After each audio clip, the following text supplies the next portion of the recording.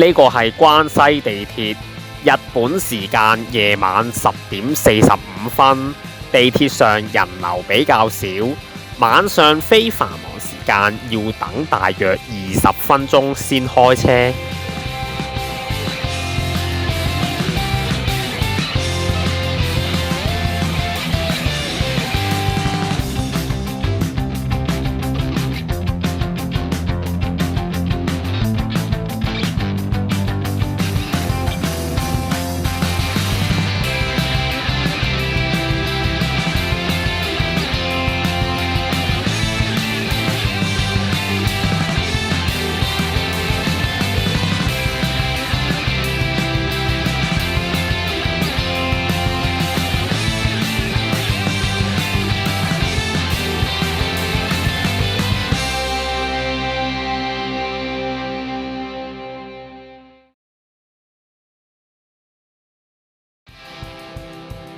呢個係日本通天塔，而裡面有好多唔同展覽可以參觀。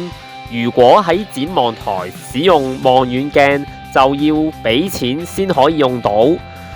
除咗喺頂樓欣賞到日本嘅景色，喺室內其他樓層展望台望出去都可以欣賞到日本美麗嘅景色㗎。